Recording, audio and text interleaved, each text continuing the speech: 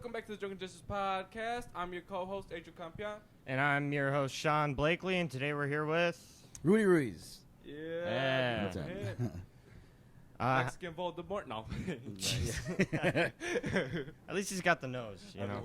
Yeah, right, yeah, right, yeah. The Michael Jackson surgery to finish it off. Right, yeah. About time I got out here, man. Shit. What were we scheduled, like 3 times or something? Yeah, well, me and you have like a history of not doing a podcast. Yeah, I know, right? We're trying, but yeah, not. right. Yeah, we do. How many times in total have you guys tried? Because with the before the mic, it was what, like 2? I think the before the mic, I was No, you supposed did the before the mic, or no? Oh, no, that's when the shrine shut down, and I think Yeah. you were scheduled to be on it. Yeah. And so we pulled, yeah, that's And then you put me on the one that was before the WC mic, but then the audio was bad. Yeah, because we filmed in that VIP room, Yeah. and then fucking Bobby was being all loud, then you can hear the air conditioner. The audio came out bad, like really bad. Yeah. Man, I was mad because that before the mic podcast, I was supposed to be on with Ken Flores, and then That's right, yeah. Yeah, and that the same like week, I forgot that was my dad's birthday, and it was like the first year he was out of prison. I'm like, fuck. Like, I can't miss it now. Like, this is bullshit. So then I had to give it to Xavier, and I ended up being... Bro, that pissed me off because that Before the Mic podcast started to take the fuck off. Oh, yeah, like, just the concept of it, because I interviewed you guys before you went up. So that was a cool part of that podcast. And because Vox is the one that produced it. He's the one that cleaned it up and put it out on Spotify for me. And I started getting all these inbox messages of people wanting to be on the podcast. So, everything was like, what was that, in, I think, March or something that I started it? March or Would have April? been something around that time. I literally had people booked through, like, the end of July, bro, for that fucking podcast. Just rub it in. Yeah. We're out here begging people. We're like 1 week at a time. But, yeah, it took off, and then I got so pissed off when the fucking shrine closed down. Because it started, like, gaining a lot of momentum. Yeah. Real quick before we really get into it, I want to explain to you what the Malort is for. Yeah, that scared me. Especially because I know you have a reputation on podcasts. So Mark Karski was our first guest, and he talked a lot of shit about comedians. So now we have the Mark Karski rule where if you say something bad about a comedian, you got to take a shot of Malort.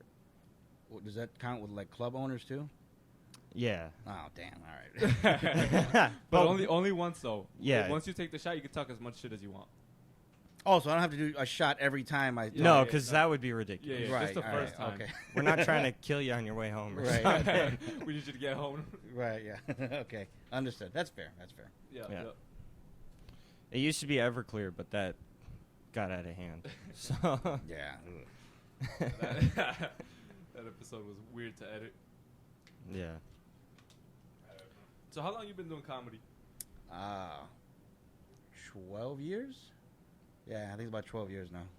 April 5th, actually. The only reason I know that date is because my grandfather passed away that day. Yeah. So I think I told you that. I heard about it on the podcast. Yeah, it was April 5th, 2010, I think. Damn, I can't remember. It's like 2010 or 2011. I got like 11 or 12 years in. But yeah, my maternal grandfather passed away at noon that day from Parkinson's. And then like 8 hours later, I was supposed to be on my very first gig in Algonquin. It was called the Backroom Comedy Club. I can't name it the bar, but it was this like billiards bar. And then all the way in the back of the bar, they had like it wasn't a storage room, but they had some room back there. But they put a stage, they put lights, they put sound. Yeah. And so I went from, like, losing my shit because my grandfather died, like, at noon. So I went to the nursing home where he passed away. And then, like, at 6:30, I'm on the road driving up to Algonquin, which is like an hour and 10 minutes from where I lived. Yeah. And I had to do comedy for the first time. The fucked up part was that it wasn't even, oh, my God, that set is so depressing to watch. I mean, that was funny, but it was just shitty. It was a messy set. First time. Yeah. But one of the jokes I had on there was about necrophilia. And my grandfather just passed away, so I was like, dude, I want to burn in hell, bro. Like, There's a nurse having sex with my grandpa's body.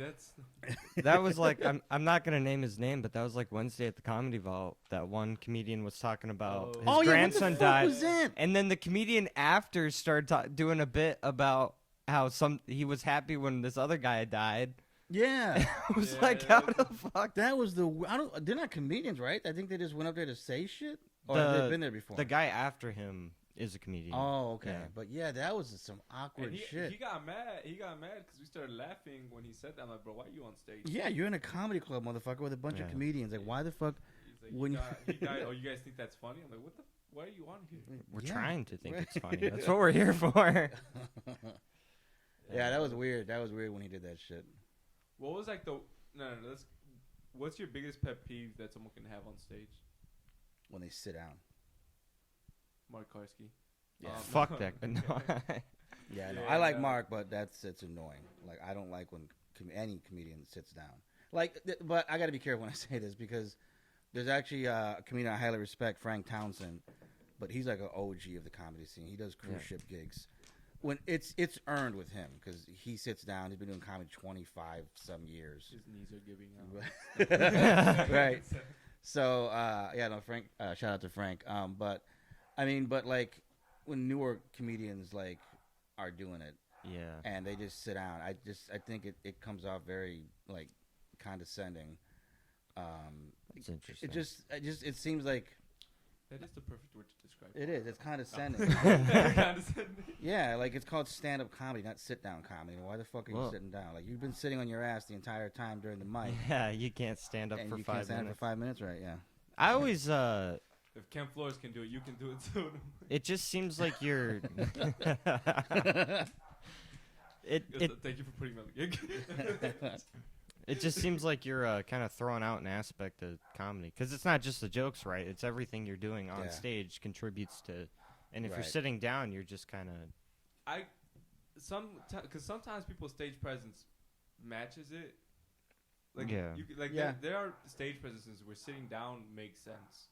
I mean, with Mark though, like, it suits his style of comedy. Yeah, sometimes. So it doesn't. Condescending. Yeah, it doesn't. Good. Yeah, it doesn't bother me as much with Mark because it actually fits his persona. Yeah. But like, I shouldn't say I don't hate it. It's annoying. It's a pet peeve. Yeah, it is. It's a pet peeve. It's just like, get your ass up, man. Come on, like, I can't stand that shit. I wonder if part of that's because you work in the trades. It might be. Yeah. Like I can't stand comics that sit down on the bench and when they put their hands in their pockets. I've seen that happen. While they're on stage, they have their hands in their pockets, or they're like, I've seen that before. I've put one hand in my pocket. Yeah, I don't like that shit. No, who the fuck am I? You can do what you want, but like, that's a weird. I have weird little quirks. I feel like it looks kind of nervous. Is that from growing up in Aurora? You think he's got a gun, or? Right? Yeah. What are you holding, man? But yeah, those are my two little, I guess, pet peeves. There's a lot of pet peeves, but those are the two that stick out. Yeah, those make sense. I don't like, and the last one, I don't like when dudes scream the mic thinking it's a punchline. I can't stand that shit. What if they're really good at it? Like yeah, Sam Kinison. I was gonna say Sam Kinison. Sam Kinison's like the exception to the rule, obviously, but because Joe Rogan does it too sometimes for his. Yeah, jokes. he does. Yeah, I've seen him do it. You know what? I'm naming huge comics, so but stop. Yeah, I'm saying you're naming like established people. There is a difference from like screaming during the punchline, I think, and the punchline is that you're screaming. If the punchline, punchline justifies why you're yelling. Like I yell when I do that Thea bit that I have. Yeah. The TIA, and I yell the Thea at the end, so it's implied. But there's some comedians that I saw that just constantly are just loud. And it's like, you have a microphone. You're already loud. Yeah, you're already loud. If you're going to scream, pull the mic away from your face. And project. But don't sit there. Because now it's a turn off, and I don't want to see your fucking set anymore. I can no longer masturbate. This isn't fair. Right, I'm losing my erection, motherfucker. Why are you yelling? Getting flashbacks of my childhood. That's just too much childhood. I hate this is a new one for me. I hate when there's a comedian up there and they say, "Oh, I'm just kidding," after they say something. Yeah. Like, that's the whole My fucking bad. point Right. that you're up there. I mean, like, once in a while, it's fine, but, like, I've seen some guys, like, almost every punchline, they're like, I'm just kidding, guys. Yeah. That's true. Like, yeah, I don't think you really want to fuck dogs or whatever the hell they're saying. The other one I don't like is see now they're coming out. I don't like when a comic goes up there and they're sober, but they say they're drunk or they're high, because they're either struggling on stage or their set's not going the way they want, or it's to mask their nerves. Like, I just got really high before you. No, you didn't, motherfucker. I saw you in the lobby. You're fine. Just bombing. Yeah, you're just bombing. Just take it like a fucking man and just bomb. Yeah, I hate when people start making excuses for themselves, especially after a set, when they'll get off like, oh, this is what I meant by this. This is what it's like, but you bombed. It's always the crowd's fault. That's what I say. I'm with you.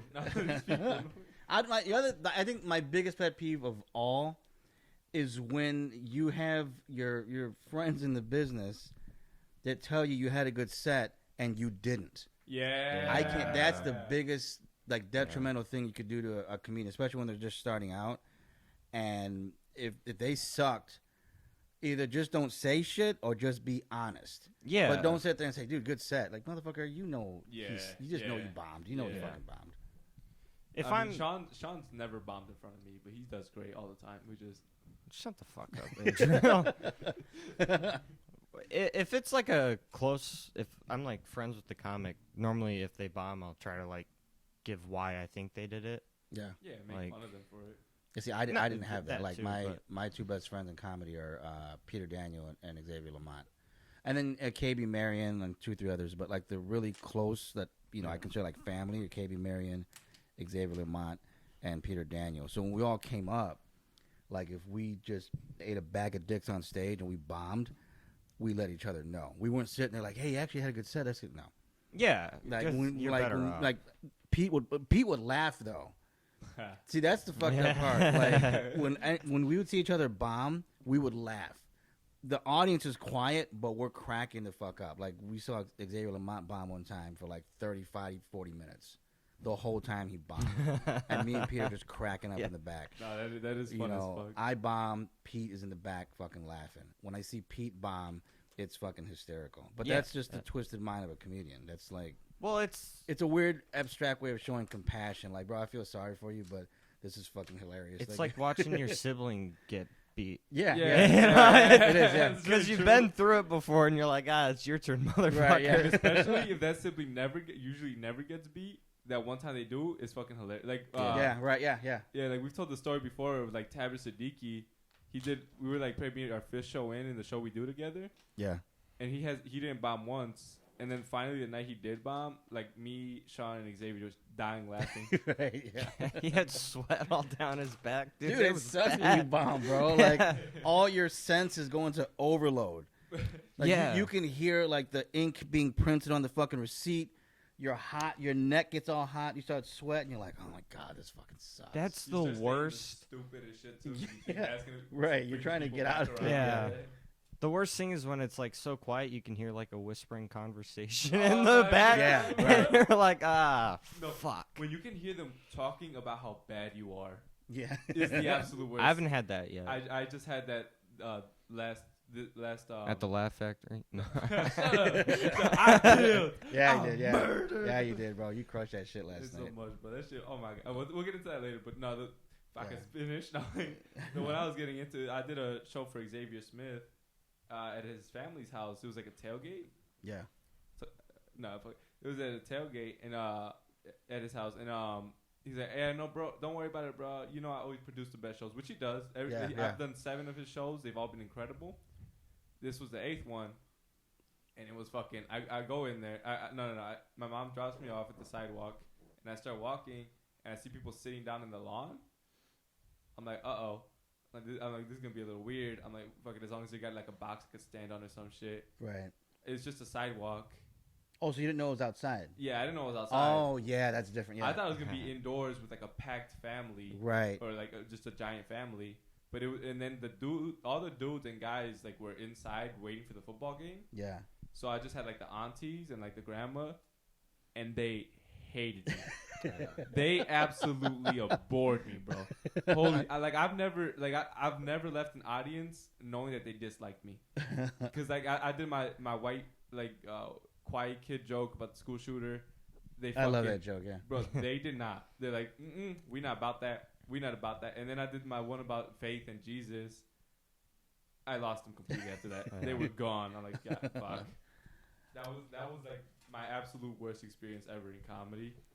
And it's crazy because Xavier always produces the best shows. Yeah. Well, I feel like doing comedy in front of people where you know everybody, you're bound to fail. Yeah, that's kind of hit or miss. But like I didn't know any of them. It's Xavier's family. Yeah, but it was Xavier's family. Like, it wasn't a real audience. It was just his family. Right, yeah. That's true. No, and also like that was just those are what we call private gigs because you're in someone's home. Like, it's outside of a comedic element or a venue, I mean. And so those are always like hit or miss. Like, I have a profile on Gig Salad, which you guys should actually get on. And I used to book like a lot of private events there. And most of the time they worked out. I remember this one time I booked there's a wedding reception. I think it was I think it was an engagement party. Yeah, and it was an all-white party. And it was all black people. It was all morenos. And everybody's dressed in white. So I dressed in white, right? I had like, I think 3 or 4 comedians that came out. I bombed as host. I was the host. That's the worst. Dude, there was like at least 150 people in this ballroom. I've only been doing comedy like 3 years, maybe 2-3 years in. And I go up and I just bomb as host. Like, I tried making fun of this one dude. He looked like Suge Knight. And I say looked like Suge Knight. No one laughed. Yeah. And I was like, oh my God, this sucks so bad. But then all the other comics that went up, they killed. And then Lisa Laird, that hurt so much worse. I know. Lisa Laird actually, she was supposed to be like the second to last comic. She's a really good friend of mine, amazing comedian. And so I was like, you know what? I want you to close it out. And like, she was supposed to do like 15 minutes. She did like a half hour, and we just let her go because like the first 10 minutes she just poked fun at everything was white, bro. Literally everything was white. Aside from they're dressed in white. They got white hats on. There's white like drapes. Huh? So is this a Klan rally? Right, yeah. And there's white drapes all over the place. There's white candy. There's white mints. What's wrong with these There's people? white like chocolate dipped pretzels, but in white chocolate. The cake's white. Well, there's this like is creepy. Everything was white. And there's like, and Lisa just ripped on this whole family about why is this is too much. Like, it's a trip in here. And then she went into her material and she just killed. After that, I didn't want to go up anymore. I'm just like, they don't really like me. I don't want to go up there and close out the show. But I mean, I was going to do like some Russell Simmons shit, like, thanks for coming out, good night, and then get the fuck on stage. Well, that's the worst thing bombing as hosts is because you got to keep coming back. Yeah. And it's your job to keep the show going and keep the energy flowing. And you're the one they hate. Right. You go up there and look at you like, oh, this motherfucker again. Like, yeah. But that sucked. Yeah, no, that's what I'm like. Hosting is my biggest weakness in stand up. Like, I'm just absolutely terrible at it. You think so? Yeah, I'm just bad at it because it's no, like I'm not very good at it. What? You're not. Yeah, we've had this conversation. Yeah, I'm fucking. I was like, when you talk shit, no, I'm absolutely like terrible. Like, yeah, hosting definitely is. It's a different. It's weird. Like when you guys are finding this out. When you get into stand up, you think it's just stand up, and then when you get into it, you realize, oh no, there's different categories. There's different variations of it. There's hosting a show. Yeah. There's doing your shit at an open mic. There's shit you do as a feature. Yeah. There's producing shows. That fucking sucks. That god, that I really hate sucks. that shit. Yeah, producing shows because it's so much nerve wracking to like, because you want to give the comedians you have on a really good show, right? Because you don't want them to think of you badly. Yeah. And then you want the audience to have a great show, so you have to make sure it's top tier comedians, and then you got to figure out the pay. It's fucking painful. Yeah, it is. It's like running a fucking business. It sucks. Yeah. But when you have a killer show, and everybody just crushes, that's an amazing fucking feeling because it's like, it's like everybody won that night. It wasn't just you. So it kind of, for just a little minute, it suspends the selfishness we have as comics. Yeah. Because it's just us on stage. But when everybody kills, like last night at the Laugh Factory, everybody fucking crushed their set, and we all had a really dope ass time, and it was a really good fucking time. Yeah. What? Huh? No, fucking the things. Okay. Weird. Yeah, the thing I feel like I make a decent host, and Yeah. considering how often I've done it, especially, and I think because I did improv at the Shrine, I think that helped a lot. Yeah. Because stand up, it is very. This is my 5 minutes, my turn to talk. Everyone's on me. Yeah. But improv's when you're thinking about everybody else. Right. And as a host, you do your time, and then you're thinking about everybody else going up, and you want to give them each a fair. Yeah. That's probably why I suck at Shut it. I'm a narcissist. It's because you're fumbling around for the mic, dude. That's it. That's it. Yeah, no, that honestly. Yeah, no, that makes it so awkward because then the energy just goes weird. No, but also like I don't know. I suck at building an atmosphere. I'm good at writing. That's why I love that Renee was a great host yesterday. Yeah. Because that was perfect. But where was I going with that?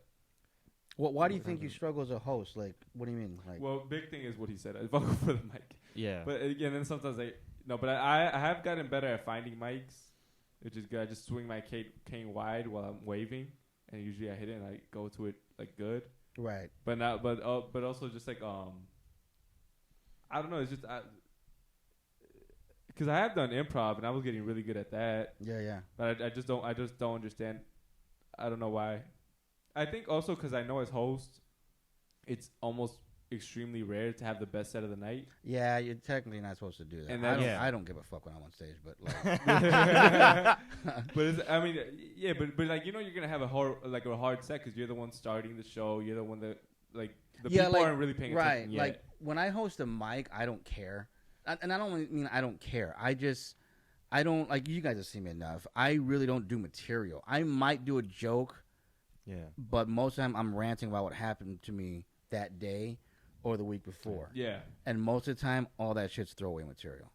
Oh, really? Yeah. Every now and then, if something works, then I'm just like, okay, that has something, and then I'll like type it in my phone, and then I'll work on it. Which, for another mic. For an open mic, this I don't see a pretty good strategy because it's usually mostly comics. Yeah. And then for the audience that are there, it's like, oh, these are just some small stories to get you into it, and then hear the comics. Yeah, that's why like there's no sense in me doing material because you guys have heard my jokes over and over. So I'm not gonna waterboard you with my jokes. Yeah. So I would just rather rant about what happened last week. Usually it works, but like if I'm hosting at like the Improv or at the Comedy Vault, like a booked show on the weekends, that's completely different. Yeah. Then I can't sit there and just fucking crush because that's the headliner's shit. You know what I mean? The feature. But also, it's not even like whether someone's able to or not able to. Crushing as a host is extremely hard, just because the people aren't ready for comedy. Just they are right. Yeah. but you don't Exactly. bring them in. Yeah. See, there you go. That's a way of learning hosting. But that's my thing because my thing is like every I still have that thing in my head. Every show I go into, like it's just a like a weird competitive thing. You want to crush. You want to because you want to be memorable, right? And the host is kind of hard. Yeah. The cane helps. That's true. That really does. Yeah. But then if I bomb, it's gonna be, that blind guy's not funny. Dude, there's so much shit, bro, you can do with you being blind on stage when you wouldn't even have to talk. That's true. And you would kill. It would make the audience awkward. But I try not to. Like I try to limit. But you don't want to use it as a crutch either, though. Yeah, like I try to limit myself to only 3 big blind jokes. Like once in a maybe I'll add a little tag here and there about being blind. Yeah. Just as long as it's not the punchline. But but for punchlines, I only limit myself to 3 big blind jokes, and I usually do them right in the beginning to just get them out of the way. Right. Yeah. But what's it called? Yeah, no, that's the.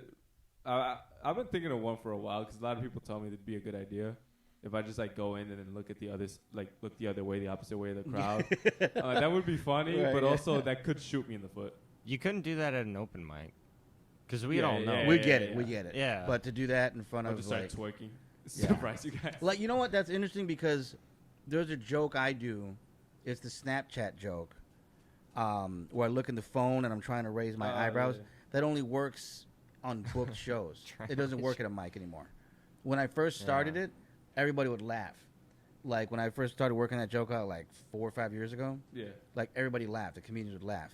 But it tanked out after like 3 or 4 weeks. They're like, okay, we've seen that fucking act out. We're done seeing it. Yeah. So now I only save that Snapchat bit for like booked gigs where there's an actual audience because they don't see it coming. Where you guys, the moment I say Snapchat, that's when you guys are like, oh, he's about to do the fucking. I haven't heard it. Yeah. So. Oh, you haven't heard it? No. Really? You haven't seen it? Oh. It sounds funny. I should really see you perform. From what you're saying now, like, I don't know. That's always an interesting thing. Seeing a comedian perform in an actual show versus an open mic, that's always fun to see the difference. Because an open mic is the gym, whereas the show, it's like, now it's serious. Sometimes people will tell me, like, hey, this comic's trash, but they've only ever seen them at open mics. And then you'll see them at a show, and they're like, these people are incredible. Like, what are you talking about? Like, someone, like, what's it called? My family, I want to address this a little bit. Like, my family were assholes. Because they were fucking. Did you hear them? Yeah, I heard them. Yeah, I was in the balcony. Yeah, I heard them. Yeah, but they were assholes. I'm like, bro, this shit. Because I went to the fucking. Well, so they're just super supportive, but they don't know how to do it. Right. Yeah. They didn't know how that would affect me. I'm like, this is not what you have to do. You don't bro. talk, right? Yeah. Yeah. You're not, like, I'm like, do this at the car, please. Some of this shit. No, they were. No, they were fucking in a big circle. I didn't know they were doing it because I was talking to my older family for a second. Yeah. And then I went over there like, oh fuck, and they were talking shit, and they're like, and I had to explain to them like Renee is one of the best comedians like around. It was just hosting gigs hard as fuck. Right. They were talking so much shit. I'm like, bro, you guys don't know what's going on right now. You guys gotta shut up. Yeah. That was tough. But I mean I love them for coming through. They pulled up tight. Appreciate y'all, but no, they talk so much shit for no reason. Yeah, bro, it's hard. That's why, like my family's never come out for my shows at all. Like they don't. You mentioned that a lot. Yeah, that shit pisses me off, bro. It does because a bunch of people with alopecia pulled through. Yeah, it's the cancer clinic. They. I wanted the people from that Facebook group to come out to the fucking album recording. I thought that'd have been fucking dope. Oh yeah, because you're talking shit about because that one was pretty full. That one was almost sold out, wasn't it? Yeah, bro. There was like 110 people. Oh yeah, it was sold out, and then there was even more people on the side because I don't even think I had a ticket. I think I was just sitting on like. Yeah, the whole main floor was sold out. The balcony was sold out, and then there's people like standing in the fucking hallway. Yeah, in the window. Standing by the bar. That's where I was. That shit was crazy. I was not expecting when I walked in there and I saw that, I was like, "Get the fuck out of here!" Yeah, that was fucking great, bro. You did great. Yeah, that was a dope ass night. Yeah. That was really fucking cool. That's got to be an awesome feeling too. Yeah. It was because I had never done 30 minutes continuously like that. I've never been booked a headline. No, I've never been booked a headline anything. I mean, last night wasn't really a headlining spot. I think I did like 20 minutes or something, 20 minutes. Yeah. I mean, I closed out the show, but headliners do, typically headliners do 45 to 60 minutes. Features do like 20, 25 minutes. But I was supposed to do 45 minutes, but the thing was like, were you there? Yeah. No, unfortunately not. Oh, no, yeah, Adriel was there. He doesn't know. But like, bro, the last like 8 to 10 minutes, I was just getting huge laughter, applause breaks. I'm just like, maybe I should just end it here because the last thing I want to do is tank the last 10, 15 minutes. And not only that, the last 10, 15 minutes was jokes about my second ex-wife. And I was like, nah, maybe I shouldn't talk about that bitch in the fucking my first, like, yeah. That's I don't want to give her recognition. Because I wonder if you could have just rode that out and kept it going. I think I could have. But I think Matt said I did like 33 minutes altogether. That's like, good. It was like 32, 33 minutes. All right. What is that shit? What? What is the clap? Does it sync some? It's for the editing. Yeah, so he can sync the audio to the visual. Yeah, it leaves like a big spike on the there's two tracks, the visual track and the audio track. Gotcha. And to sync them, I had to need the big spikes. Gotcha. Okay. And now because we got 3 mics, it's 3 tracks. Oh. Yeah, 3 tracks. Right, yeah. Okay, I got you. Yeah. But now that we get into the inside business, no. You said you wanted to say something about the... Yeah. That, when the album recording, because AJ knocked it out hosting. He did awesome. I love that fucking kid. I love it. Yeah. And then KB goes up and has an awesome set. She fucking crushes set.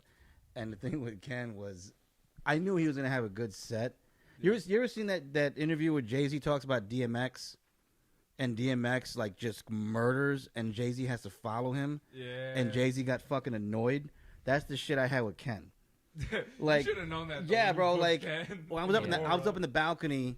I'm just like trying to keep cool and everything, right? And then I hear all the laughter. I'm like, oh, he's fucking crushing. And then like halfway through his set, he's like destroying. I'm just like, what the fuck? And then I go down the stairs. I swear this happened. I go downstairs by the bar, and he's just crushing, bro. Everybody's laughing. He's doing crowd work. Like, he's just lighting that fucking room up. And I'm just like, okay, dude, like, I gotta follow you. I'm thinking this shit, right?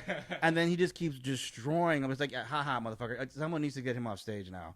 Like, I need to follow this fucking guy. Like, what the fuck? But no, he fucking.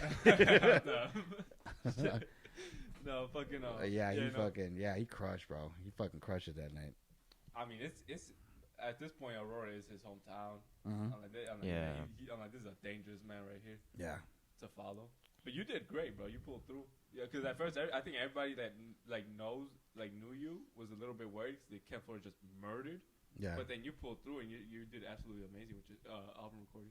Yeah, that shit was crazy. Thank you. But yeah, that was a crazy night. I've never had that feeling. I haven't had that feeling in a long time. Because I've never, like I said, I've never done 30 minutes like that where I just crushed. And so that was good. So hopefully that they're editing it now. Everybody has day jobs, so they can't work on this shit. Yeah. So once it gets done being synced and edited and all that, Drufky and I are gonna have like an album release party back at the Roundhouse, but in one of the smaller rooms. Yeah. And then they're gonna I think they have like a projection screen, and then we're gonna play the fuck. I mean, I'm still gonna we'll have a lineup of comedians. We'll make it like a show. Oh, nice. Yeah. I was about to say, what if it's awkward because we already watched the whole thing? Right. Yeah. No, there's gonna be we're gonna make a show out of it. I want to. There'll be a host, maybe 1 or 2 comics to go up, and then we'll all sit down and watch the special. That'll be cool. So yeah, I want to do that because even with that place packed the way it was, like 2 hours leading up to the show, I must have had like 20 or 30 people that couldn't make the show. So I'm just like, well, there's no room here anyway. They're like, man, they're like, we had to work late, the babysitter fell through, or like we just, we didn't have time to make it. So there was like 20, 30 people that couldn't make it that night. Yeah. So that's why I want to do that album release thing. Yeah, no, that's it. When people do pull through for you, it feels fucking great. It does, bro. Yeah. Especially like family or no anyone if they're not family or comics, they're just random people like who you've seen throughout shows. Yeah. Who just really like you. Like that shit feels great. Yeah, yeah. That would be better. Yeah. Normally, if I know somebody, I don't really want them. Yeah, I'm the same way. Yeah. Like as much as I bitch about my family not being there, I think I would bomb if my parents showed the fuck up. They're in the like if my sisters were there, I wouldn't mind so much. But if my mom and dad, especially my dad, showed up, I would like at the first 5-10 minutes I'd struggle. Really? Yeah, I think I would totally fucking struggle. I've heard that before from other comics where it's like I don't know. I was never like that just because it's like I always make sure they sit somewhere in the back. So I'm like they're not here. Like I don't even think about them while I'm on stage. Right. Yeah. And I have 2 jokes about my dad and one about my mom. So it's like I'm like so only while I'm doing those I'm like oh they're here. And then I address it to the crowd. I'm like, oh, I just lost my ride for the night or some shit like that. And usually does good. So then that way, so like it always works in my favor. Yeah, I have tons of material on my family. I haven't done it because like I love them, but every now and then they piss me off. Cause there's like a cycle of like. The one about your aunt is fucking hilarious. Which one? The one about your aunt. My aunt. Which one is that? Fuck. Oh, Tia? Yeah. Oh, that one. That's getting the acronym all fucked up. Yeah. But like I have actual material on my dad and my sisters. I've just never done it. Huh. And I haven't done it yet. But like I love my family, bro. But there's like a constant cycle of fuckery and trauma that happens within the family, and I distance myself from them for like I know it's not good, but for like months at a time because I don't want to be around this shit. Because some shit will pop off. I'm not gonna go into detail. And they'll act like it didn't happen. And then when you get there, everybody's like all hunky-dory and getting along. I'm like, wait a minute. Some shit just happened last week. I know what you're talking Are we about, not going to address what the fuck he said to her? Like, and I don't like that. I'm very vocal. You guys know that. I say what's on my mind. So that's why I'm just like, all right, if you guys are going to sit there and have dinner and cake and ice cream like the shit just didn't happen last week, I'm not gonna be here. But if they ever piss me off, I have a whole new 30-minute special. But also the thing about like writing jokes about family and shit like that is like they're eventually gonna hear it, whether it's through Instagram or Facebook. So you have to like make sure what you're saying you actually mean and that it's true, and like you have to consider it kind of because they're in it. So you have to kind of consider their feelings about it. Yeah, but I don't think it should be true because then it's just a joke. No, I'm saying when it is the truth though. Don't embellish. Yeah, right. Yeah, no, sometimes I just make up uncles and shit like that. But well, I'll say just kidding. All my shit is true. I mentioned my family, I think, a couple times throughout my jokes, but I don't know. I don't give a fuck when it comes to telling a joke. Yeah, like if it works, it works. That's what I figure. Yeah. Yeah, I would never stop a joke just because someone was hurt. I'm like, it's killing. I get laughs from. Oh no, yeah, I've done that. I remember I used to do a joke. What was the joke I used to do? I used to do a joke about. I think I've done it every now and then. And this actually happened. Like when one of my uncles passed away. This is how shitty my family is.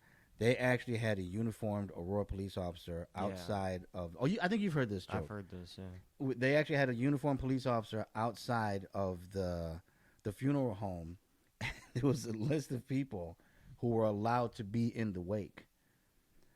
Like as if you went to a club. Yeah, and so like this cop, right? So I would get there, and he's like, "Hey, your name, your ID." I'm like, "What?"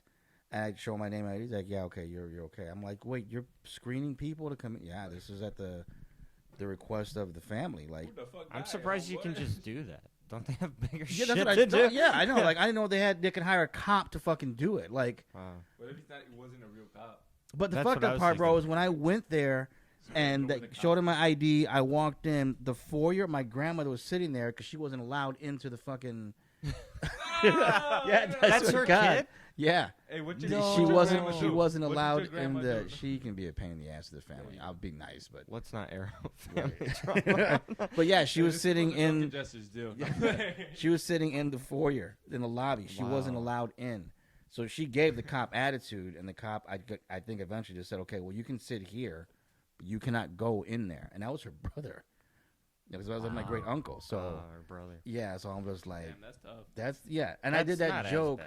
As the way I would open that joke was like, I'm something like, I don't know if anybody's family's as shitty as mine, where you have like a bouncer at the fucking wake, so shit don't pop off. Yeah. And then I kind of do a metaphor thing about it's like getting into a club. It's like, hey, I'm with the DJ, and then in the joke, I'm like, hey, I'm with the deceased. But that shit actually happened. When I would do that joke, it would offend people.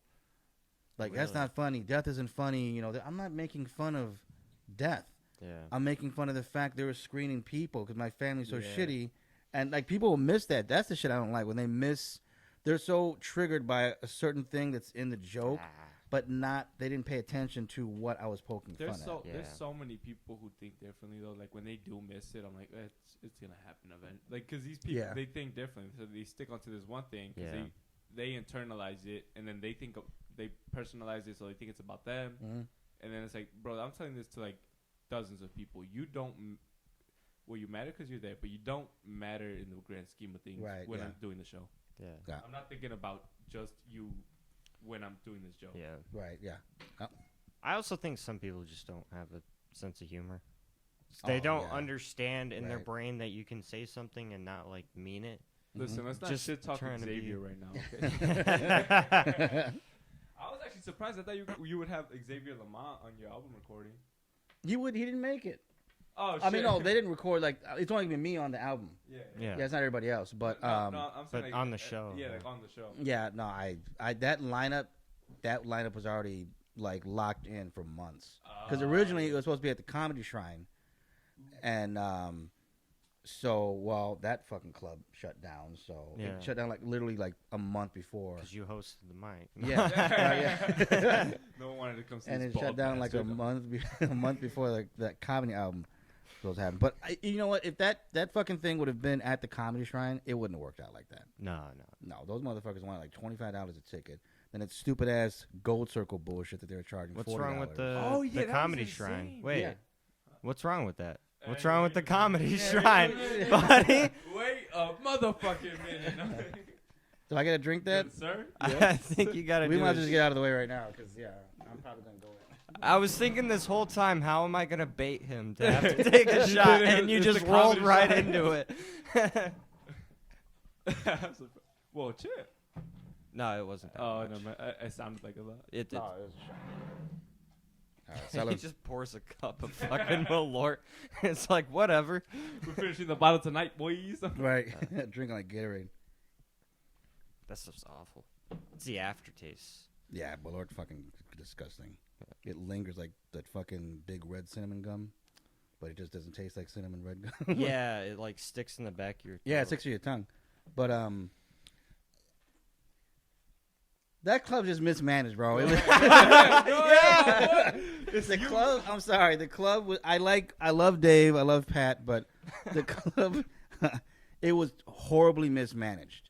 It's always been fucking mismanaged. I don't give a fuck who says anything else. It has always been horribly mismanaged. They suck at putting the money where it's supposed to. And what the sad part is that club should not be closed. Because it was it's a beautiful. Yeah, it's a beautiful fucking venue. And they For got networking people in. especially. Yeah, Yeah. like they have this. He has this gorgeous comedy museum, and which is different from anything else that you've ever seen in the club. And he had that big stage, and then he had the improv stage, and then he had that black box theater that they never fucking use. They use it for storage. They use it for a kitchen Wait, they had a for the black dude. box theater? Yeah, as soon as you walk in, right to the right, Yeah. that was the black box theater. That was supposed to be for like classes and like auditions and shit. So they had even more. They room? had 3 theaters in there. That was too much. See, that Yeah. shit, they should have. Until. But they never they should've used the black expanded box once they were theater. blowing up. Yeah, they never used it. They use that shit for storage, and they use it like as like a holding place when they had that chef come in and make shit. I heard awful things. Yeah, and they was a very toxic environment in that fucking club. I mean, like people talk a lot of shit about Dave Sinker, but he was such a I liked him a lot because he was fun to talk to.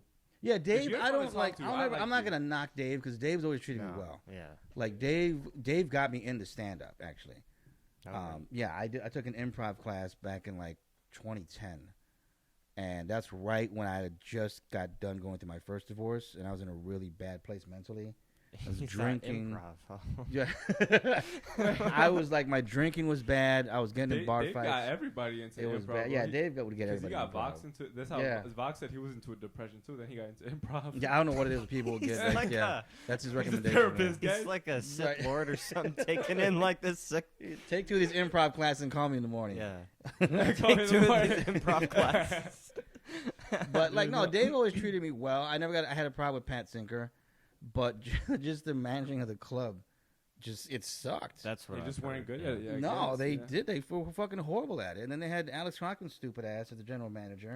It didn't work. Like, Okay, just- you know what? Fine. I'm gonna say some shit about Alex that does annoy me. I don't know him too much well as a person. So Vox gave me the first opportunity to run a show there. Right? It was the worst generation Right. show. It went much better than they thought it was gonna go. I'm not gonna say it went great. I mean, no, it went great. I'm not gonna say it went perfect because the Right. crowd was a little tight. Just because they moved us from the small room with 50 people to the 400 room with 50 people. I'm like, why didn't you keep us in the 200 room? That's why I made him move the mic in the smaller. Yeah, theater. that was a great idea. Oh, that was your decision? That was my Yeah. decision. Yeah, Yeah. the first night that I That's smart. hosted, Pat and Vox were like, "Hey, we're here at your disposal. Anything you want." Like, I want the mic in that improv room. I don't want it in that big ass theater. Yeah, because it's 200, and that room was smaller. It was tighter. People Mhm. felt. I think at first they should have just bought that room. It should have always been in there. Yeah. Yeah. But no, also, so they moved the 50 people from like 200 room, which would have been a much better show, Right. to the 400 room, which they got a little tight during the beginning. It took Peyton and Ruddy to kind of loosen them up, and then Ken Flores obviously destroyed, and then Bitch Please did better. Okay, I'm talking too much. But no, okay, the thing No, was, it's your podcast. Go ahead. no, the Nah, thing, shut him up. yeah, we're gonna do 3 hours. No, the thing was like, so then that happened. I did really good. Dave Sinker was happy with it. Was Yeah. happy with how it went. He was happy about it. So then I talked to Alex about it, and I'm like, yeah, I don't want to do it every month because I don't think I'd be able to pull that same kind of energy and audience. Right. I'm Right. like, let's do it every 3 months. Let's do July 27. He said, oh, for sure, absolutely. This was already like May 1st when he told me this. Right. So he knew the club was shutting down. I was already setting up all these dates. Yeah, that's the fucked up part. Was they knew the shit was gonna close. And you had an album recording. I had an album recording That's coming fun. out. Yeah, they were still booking comics. They were still having comics pitch ideas, and they knew. And they don't know how that because They had no money to pay anybody. I think If in you're their defense, they were probably in denial a little bit. Maybe, yeah, but also like it's a producer. You're out here telling people months ahead of time. Yeah. Oh, you're gonna have this show. So now I'm the guy canceling on them. Yep. And then, but not only that, like, and then I also pitched another idea, an open mic idea, which would have brought them. Honestly, I think it would have brought them good money. Cause okay, I'm not gonna get into the details of the idea. I just put up a fucking picture of what it was. But it was a really good idea. Yeah. I ran it through Keith. I ran it through a bunch of other people, and they're like, yeah, that's great. So I brought it up to Alex. Like, I don't think we're ready for that now. It's like maybe in August. This was like May 10th. Wait, what's the idea? Huh? What's the idea? Okay, so the idea was going to be an open mic, and every comic was going to pay $10 admissions. But instead of the audience judging you, there was going to be 3 judges, and you start out then because it always drags on because people come in for that shit. It always drags on. You start with 2 minutes. The judges, if they tap a light, you get 1 extra minute. There's 3 judges, and these 3 judges would have been Ken Flores, Keith Hernandez, and either like you or Tori something. I forgot what her name was. Yeah, I know what you're talking about. Yeah. Yeah. And I had this idea. It was Keith. And it would have been those 3 judges. And then if you win, you get $100 cash prize, and then you also get booked on a showcase that one of the judges really liked you, because like Ken Flores books the Latin XL. It's not really an open mic. That's what huh? But yeah. It's an open mic. But this one you have a chance to get booked on a showcase, and you get a chance to win a $100 prize. Yeah, if you're the set of the night. And I was gonna have rules so people couldn't just keep coming in and do the same set and shit like that. I can't stand people who do that shit. No, but you would have been, yeah. But you would have been able to like, and then the judges would have hit a light, so the max amount of time you could reach is 5 minutes, but you start with 2. So that's not a bad idea. That's more of a showcase like competition. That's what I was saying. Yeah, that's but not it's really a an dope open ass mic, idea but though. it's not a bad idea. Yeah, that's a good idea. Yeah. Oh, you're right. Yeah. Maybe I'll pitch it to someone else later. It's not a bad idea. Yeah, no, and I had that idea, and I ran it through a bunch of people. Like, hey, that might actually make us good money. That's actually a good idea. It wouldn't have been enough to save the shrine, apparently. I learned how much Nobody could have saved that motherfucker. Yeah, bro. Like, but they're like, yeah, it's a great idea. And then I brought it to Alex. He's like, yeah, August for sure. We'll talk about it. I'm like, bro. And this was May 10th. So then once I found out it was shutting down, like, why would you do this to me, bro? those motherfuckers knew that shit was gonna close like in February or March. I think they knew. Like, I've heard. Yeah. They knew early on. Well, like everybody started leaving. JR, Tom. Well, JR came back eventually, but JR, Tom, and then nobody wanted to host the improv anymore. That was over. And then and then you stopped hosting the stand up. So Colin was the last guy. I'm like, this is over. They never stopped doing the improv. Yeah, they did. For like the last 2 weeks. the last 2 weeks they did. Oh. Yeah, the last 2 or 3 you're weeks right. they stopped it because all the improvisers they bounced. They left. They weren't getting fucking paid. Yeah, they were still expected to do gigs, but they weren't getting paid. Like you can't. Yeah, you can't blame. And then IOU. they got dragged on Facebook. Yeah. Because they were talking about, hey, we're gonna be back in August, and people were like, wait a minute, what about these lifetime memberships you sold me? And it's like, what the fuck? It was for the lifetime of the comedy show. You didn't read the fine print. It was a Lifeline membership, actually. Lifeline. No, that was there. But who the fuck bought the membership for the lifetime? Yeah, you know? I'm sorry. If anybody bought this shit, you're a dumb motherfucker for buying a lifetime membership to a comedy club. There was this one weird guy I'd seen a couple times because I'd gone to a few of the Comedy Shrine shows. Yeah. And there was this one weird guy, and my girlfriend like jokingly said we should buy a membership, and he was like, "Yeah, go for the lifetime. You might as well. You're always here." Fuck you. Was that Bob? No, it wasn't a guy that worked there. It was just this some weird dude dude that frequented. Okay, some weird dude, yeah. Yeah. Should we get into the Robert thing, or is that over already?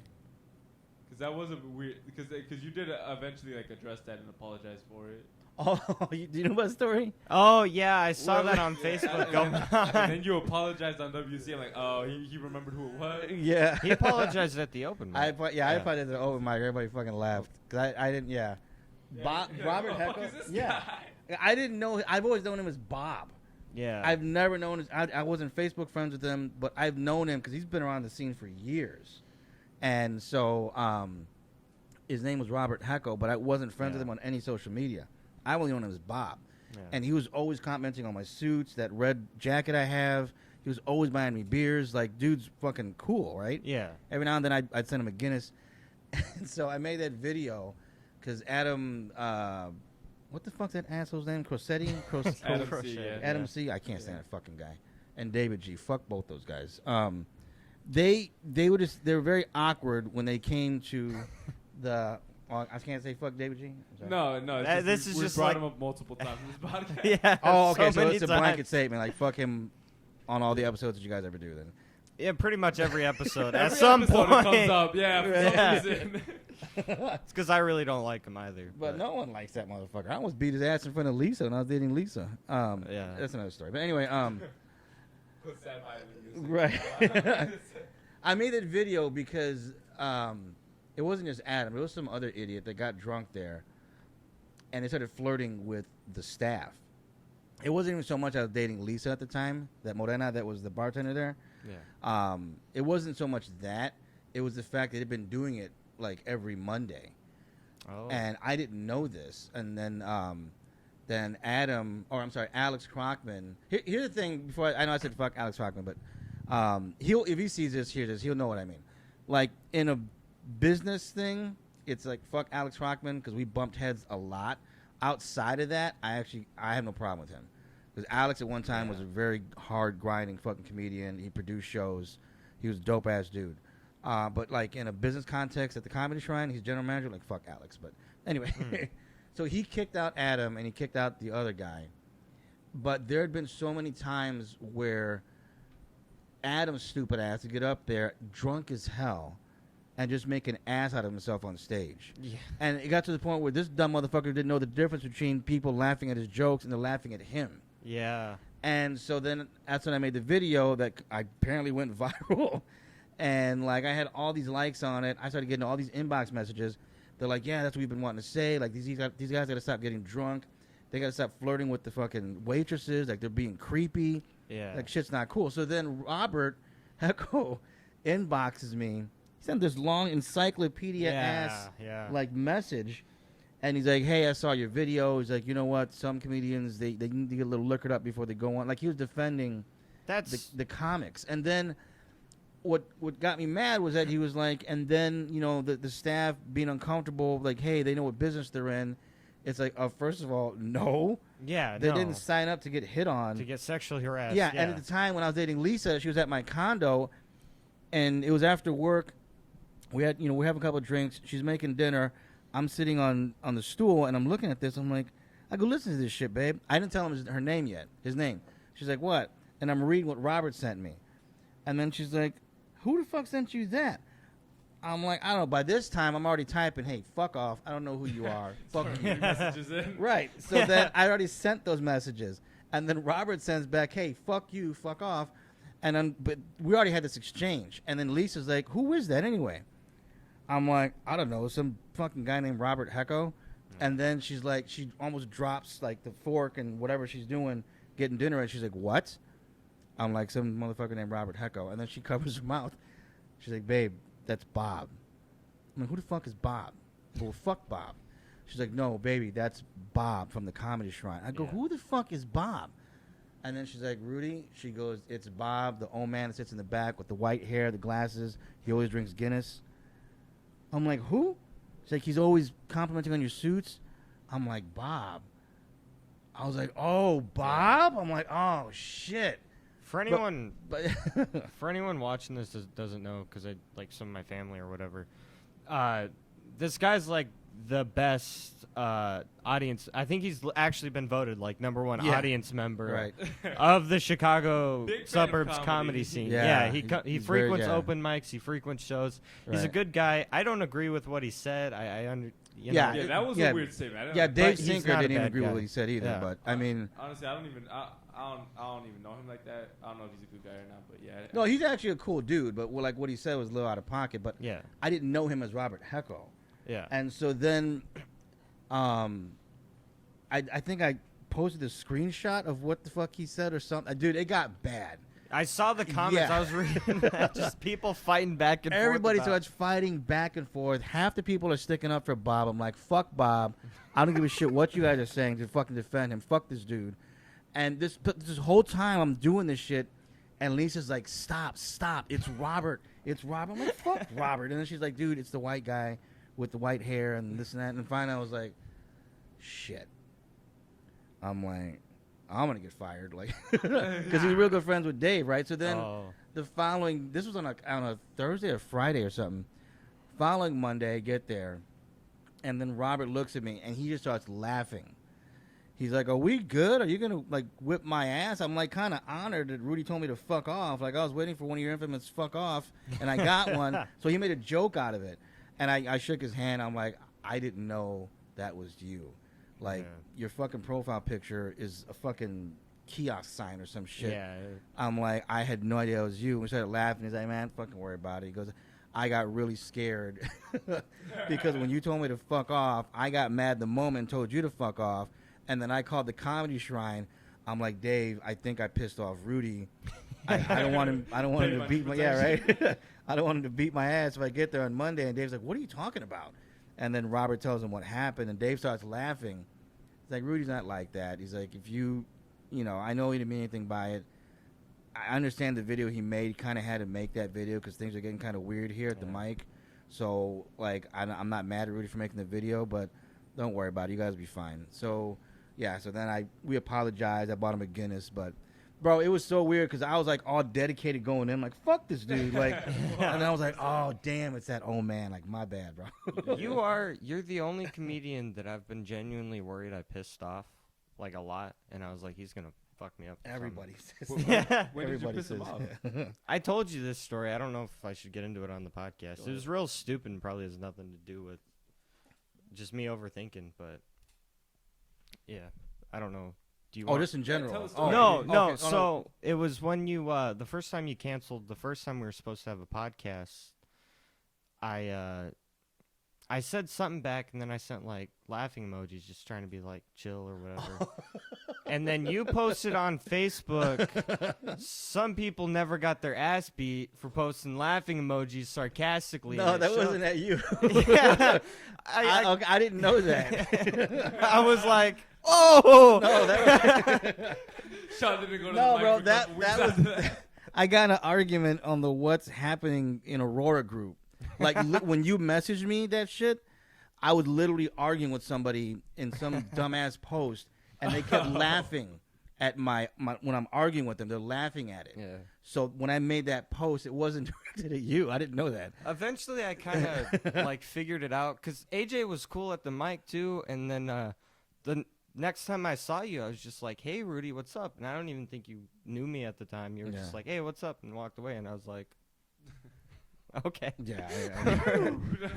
Yeah. I remember when you messaged me that, and at the time I was on my phone arguing, and I got the notification, and you can drag your phone down and see what you wrote, and then I swiped back up, and I still kept arguing in that group, and this fucking guy kept laughing at my replies, and I got so pissed.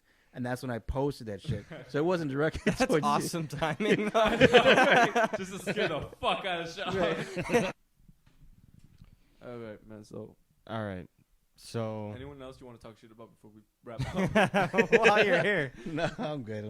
There is, but I'm good. Well, actually, I guess we should address the Laugh Factory a bit, right? Oh yeah, that was Yeah. Bro, because I was second guessing every single joke I had, bro. That was insane. Like I was texting them, like a bunch of like the guys I perform with. I'm like, bro, what about this show? Bro, like I was fucking second guessing everything, and then once I got on stage, I get that. Like I've always gotten this even from the first open mic. Like once I got on stage, it all went away. I'm like, this is just my jokes, and I got into the crowd. And it was so much fun. Yeah, dude, you fucking started out strong as hell. Like you were fucking killing. Bro, I was so nervous. I'm like, bro, this is 11:30. I don't know how a night crowd. Nah, bro, that fucking show didn't start till like 12:10. Yeah, you're right. Because I guess it didn't even start till No, yeah, the bro. show before us went way it longer. went than late. should've. Yeah, they started late. They literally started like a half hour late. So we all got to the green room like at 11 o'clock, 10:45, 11 o'clock. Yeah. The fucking show didn't start until like 12:10, and the people, and they still had like 60, 70 people that came out. It was packed. Yeah, maybe That bitch was 100. nice. But these people were waiting outside for almost an hour. Yeah, Renee went out there, which was awesome as fuck. Yeah, She went out there to talk to them. To make sure that they don't leave. Yeah. And yeah, bro, that show didn't start till I didn't go up on stage till 1:15 in the morning. No, it was later than that. It was like 1:48. Not when we left. It was like 2:00 in the morning. Yeah, you're right. But yeah, I got up like at 1:15 and like 1:10 after Claire, and then it was like something like that. 1:15 in the morning, I got up.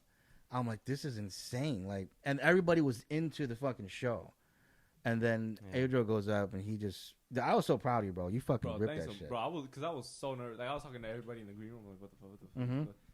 I didn't know the Tito guy. He was fuck.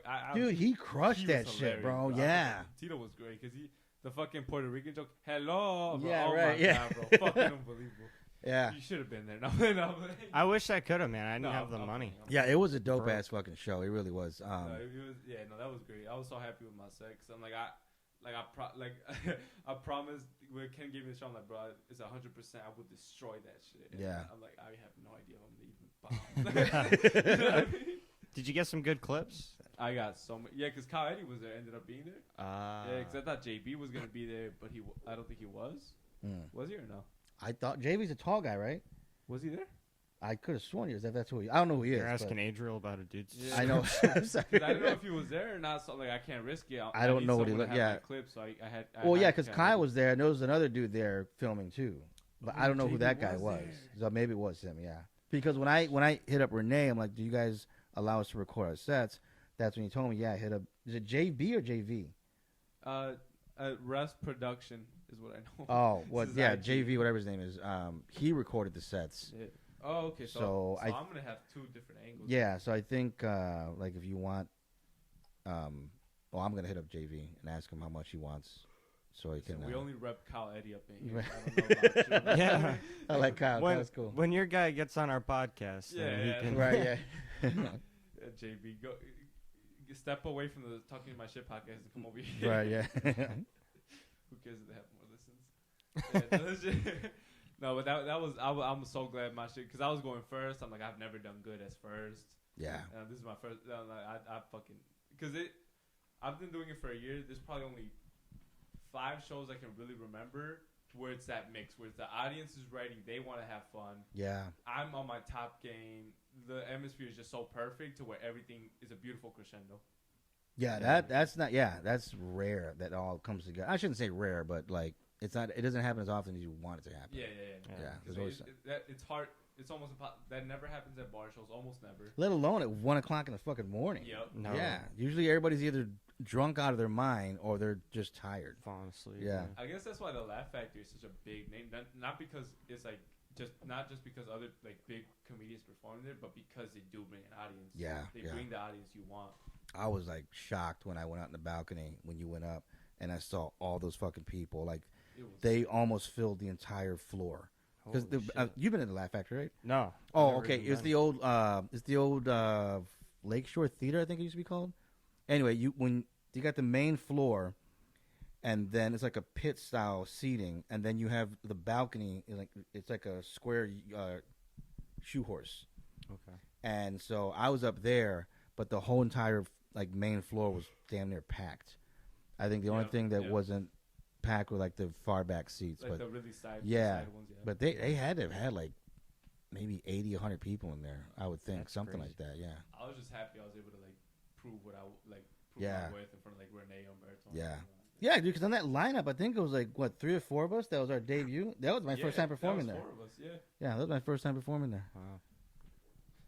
No. But Tito, I was gonna get into something, but I shouldn't.